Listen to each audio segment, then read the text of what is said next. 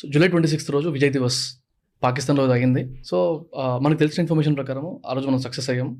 We have got అంటే ఏదైతే ఆ రోజు ఇన్కర్షన్స్ అయినాయో అవన్నీ మనం పర్ఫెక్ట్గా చేసుకున్నాం అని మాత్రమే. అంటే గ్లోరీ తెలుసు, బట్ బ్యాక్ స్టోరీ లైక్ ఎన్ని డెత్స్ అయినాయి, ఎంతమంది వీడియోస్ అయినారు, ఎంతమంది క్యాజువాలిటీస్ అయినాయి, ఇవన్నీ మేబీ ఆ రోజు ఆర్టికల్ ప్రకారం చదివి పక్కకు పెట్టేస్తామేమో కానీ every year we just remember that we're successful on that day అన్న థాటే మా లాంటి వాళ్ళకు ఉంటుంది సార్.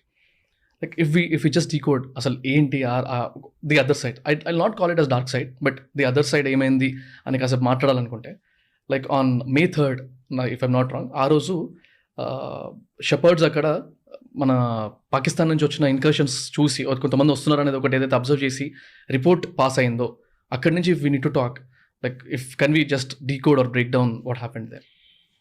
సో దానికి ఒక్కరో వెనక్కి పోవాలన్నమాట. నేను 1947 నుంచి స్టార్ట్ చేస్తాను. దానికన్నా